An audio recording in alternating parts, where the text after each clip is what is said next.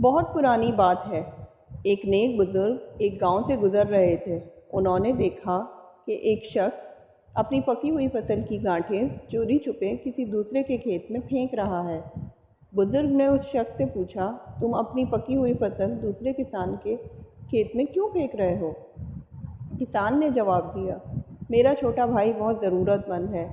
اس سال اس کی فصل اچھی نہیں ہوئی، شاید وہ اپنی ضرورت پوری نہ کر سکے، اس لیے میں اپنی فصل اس کے کھیت میں رکھ رہا ہوں۔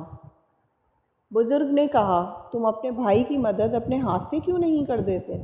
کسان نے کہا، ایسا کرنے سے شاید اسے اب یہ بات اچھی نہ لگے اور وہ میرا احسان مند نہ ہو، بس اسی لیے ایسا کر رہا ہوں۔ بزرگ اس بات پر بہت خوش ہوئے اور آگے بڑھ گئے۔ کچھ مہینوں کے بعد بزرگ کا پھر اسی راستے سے گزر ہوا۔ دیکھا کہ جو شخص چند ماہ پہلے اپنے چھوٹے بھائی کے کھیت میں اپنی پکی ہوئی فصل کی گانٹھیں پھینک رہا تھا، اب چھوٹا بھائی اسی طرح اپنے بڑے بھائی کے کھیت میں اپنی فصل کی گانٹھیں رکھ رہا ہے۔ بزرگ نے اس سے پوچھا، تم ایسا کیوں کر رہے ہو؟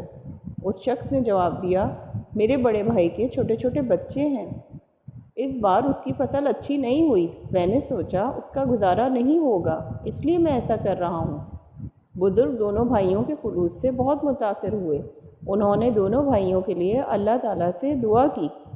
کہتے ہیں کہ بزرگ کی دعا اللہ تعالیٰ نے قبول کی۔ اس کے بعد دونوں بھائی مالدار ہو گئے۔ اگر میری ویڈیو پسند آئی ہو تو لائک، شیئر اور سبسکرائب کرنا نہیں بھولیے گا۔